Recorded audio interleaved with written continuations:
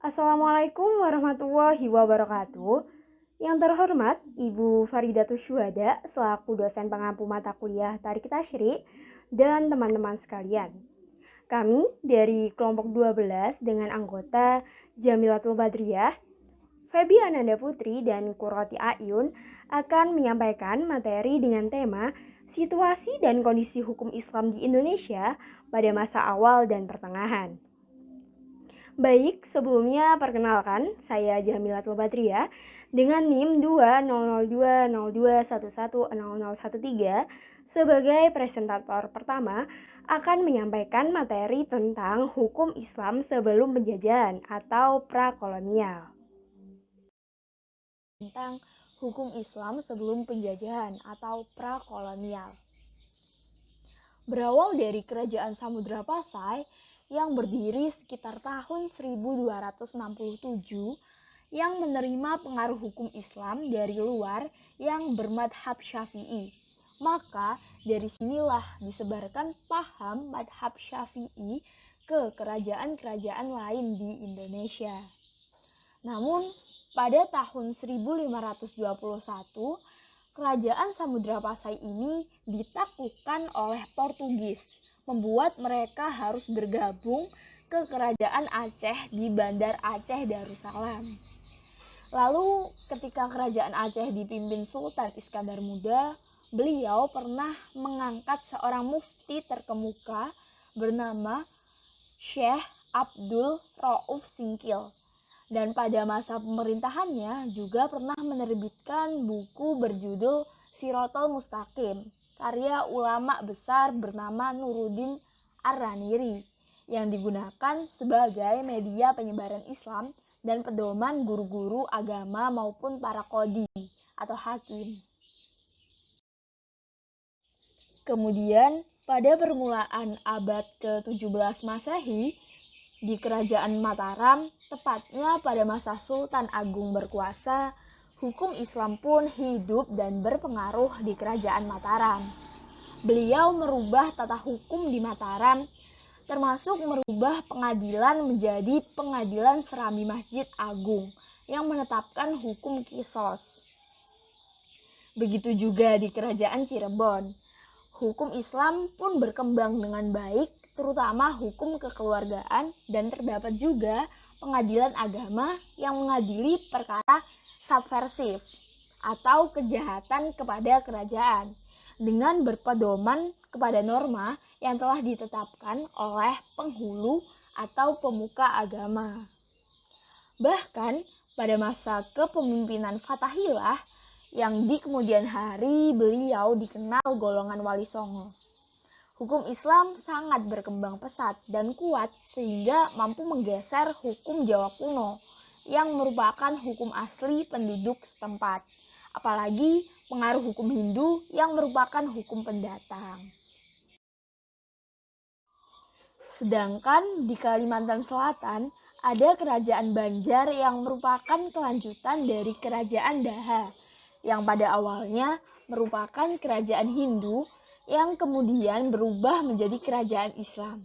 Bahkan tercatat dalam sejarah sebagai kerajaan Islam yang terkenal. Tepatnya saat Pangeran Samudra masuk Islam dengan mengganti namanya sebagai Pangeran Suryansyah, yang lebih dikenal dengan nama Sultan Suryanuwuh. Bahkan beliau oleh sebagian pakar sejarah menobatkannya sebagai raja pertama Islam di Kerajaan Banjar.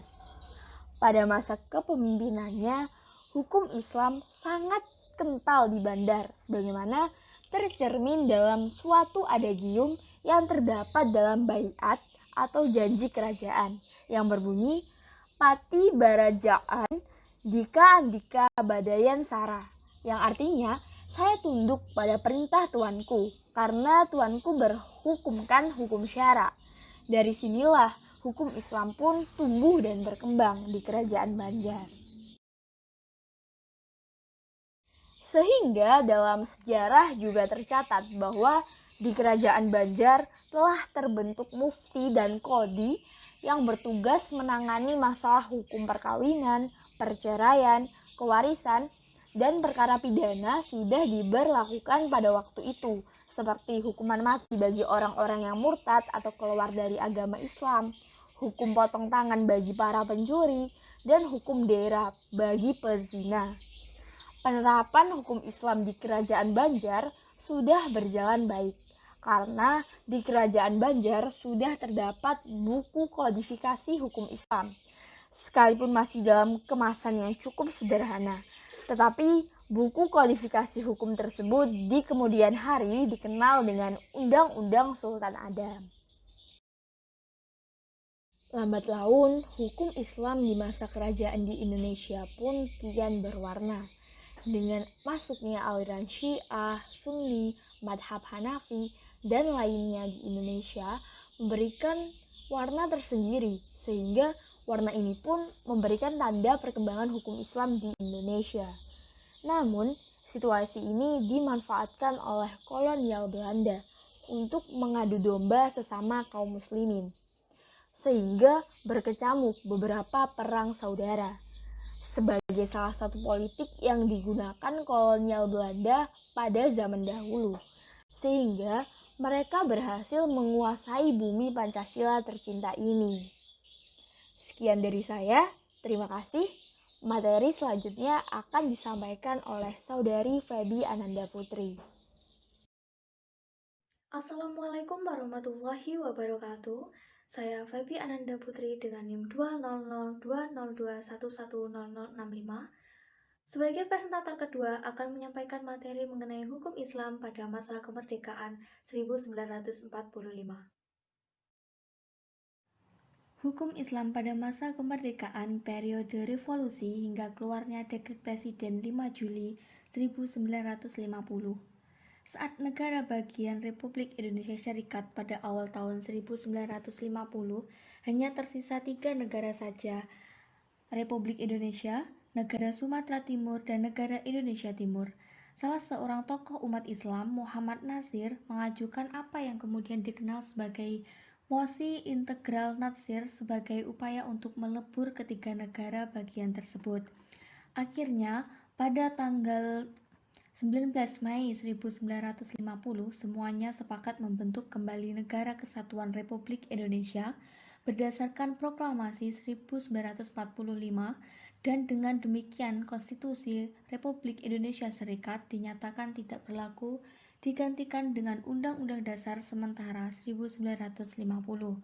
Akan tetapi, jika dikaitkan dengan hukum Islam, perubahan ini tidaklah membawa dampak yang signifikan, sebab ketidakjelasan posisinya masih ditemukan, baik dalam mukadimah maupun batang tubuh Undang-Undang Dasar Sementara 1950, kecuali pada pasal 34 yang rumusannya sama dengan pasal 29 Undang-Undang Dasar 1945, bahwa negara berdasar ketuhanan yang Maha Esa dan jaminan negara terhadap kebebasan setiap penduduk menjalankan agamanya masing-masing.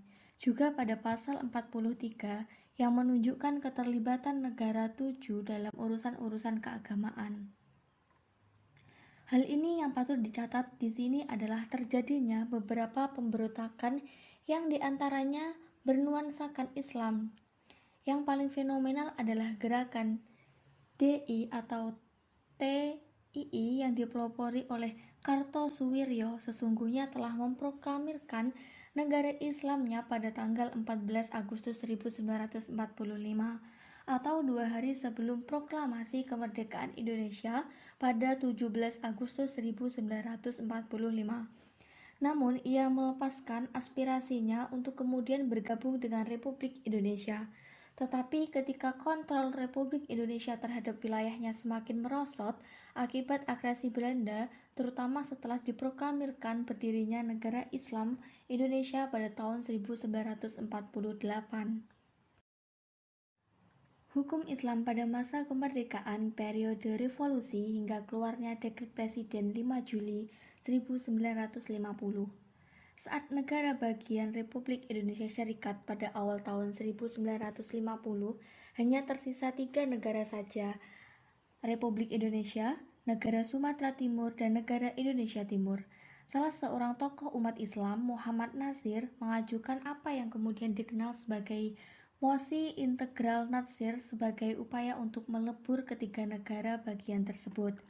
Akhirnya, pada tanggal 19 Mei 1950, semuanya sepakat membentuk kembali Negara Kesatuan Republik Indonesia berdasarkan Proklamasi 1945, dan dengan demikian Konstitusi Republik Indonesia Serikat dinyatakan tidak berlaku, digantikan dengan Undang-Undang Dasar Sementara 1950.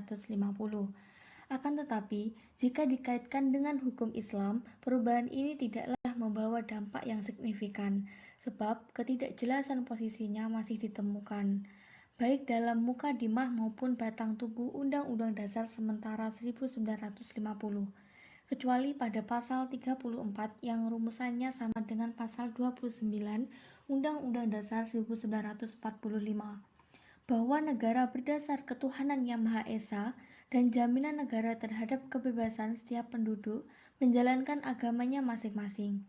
Juga pada pasal 43 yang menunjukkan keterlibatan negara tuju dalam urusan-urusan keagamaan.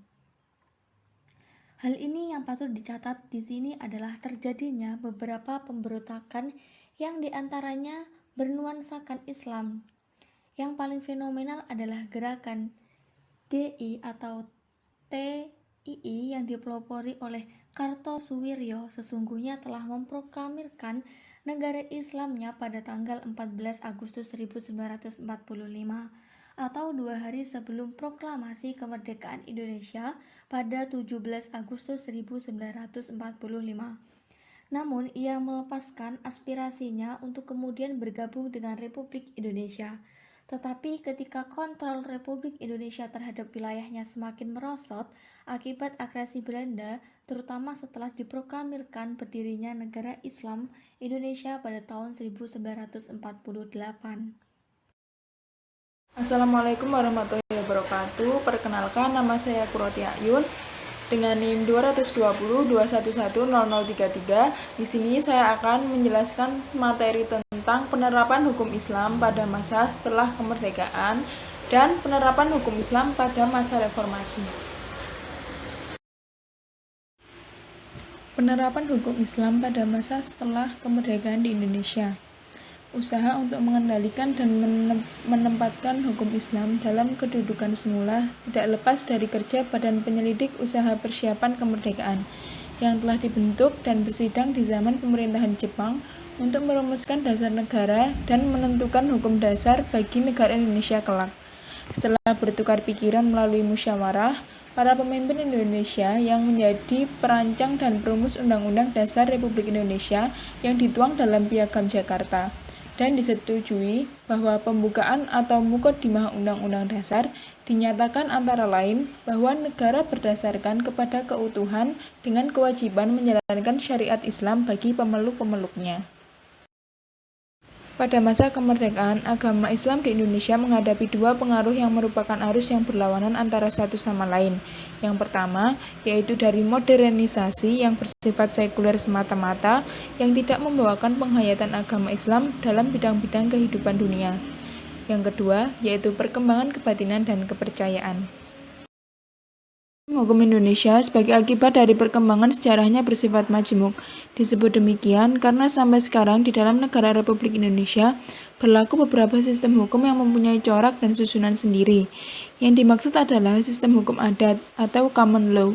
Yang kedua, sistem hukum Islam, civil law, dan sistem hukum barat atau Anglo-Saxon. Politik transformasi sistem hukum syariah Islam menjadi hukum positif dalam berbentuk peraturan perundang-undangan. Hal ini menjadi sangat penting karena beberapa alasan. Yang pertama, dari aspek daya paksa hukum. Yang kedua, dari aspek substansi hukum. Yang ketiga, dari aspek struktur hukum. Yang keempat, dari aspek budaya hukum. Yang kelima, dari aspek politik ukhuwah atau rasa persaudaraan. Yang keenam, transformasi secara bertahap atau tadaruj. Yang ketujuh, syariah Islam yang memiliki karakteristik rahmatan lil alamin. Senantiasa harus memperhatikan kepentingan pemeluk agama lain dalam batas-batas yang wajar agar tidak menimbulkan perpecahan dan permusuhan. Menurut pakar hukum Islam di Indonesia, Pembaruan hukum Islam yang terjadi saat ini disebabkan oleh beberapa faktor. Yang pertama, untuk mengisi kekosongan hukum karena norma-norma yang terjadi dalam kitab-kitab fikih tidak mengaturnya. Yang kedua, pengaruh globalisasi ekonomi dan iptek sehingga perlu ada aturan hukum yang mengaturnya. Yang ketiga, pengaruh reformasi dalam berbagai bidang yang memberikan peluang kepada hukum Islam untuk bahan acuan dalam membuat hukum nasional. Yang keempat, pengaruh pembaruan pemikiran hukum Islam yang dilaksanakan oleh para mujtahid. Puncak kemajuan eksistensial bagi hukum Islam dalam kerangka Ius Constitutum adalah ketika ditetapkannya UU Nomor 7 Tahun 1989 tentang peradilan agama, sebuah lembaga peradilan yang khusus diperuntukkan bagi umat Islam, dan Instruksi Presiden Nomor 1 Tahun 1991 tentang kompilasi hukum Islam pada tahun 1990-an. Terlihat perubahan sikap pemerintah terhadap pengelolaan zakat.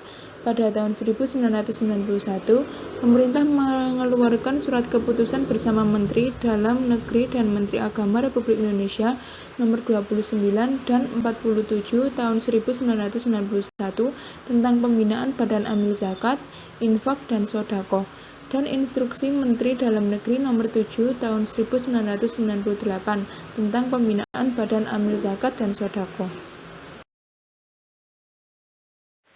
Hukum Islam merupakan salah satu sistem hukum yang berlaku di Indonesia.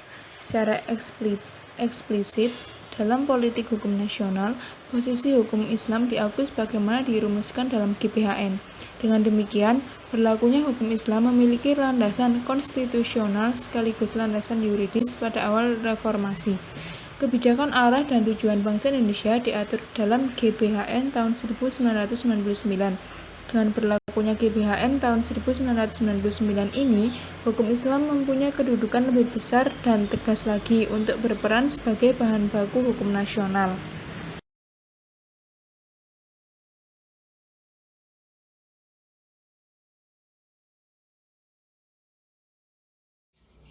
Sekian dari kelompok kami.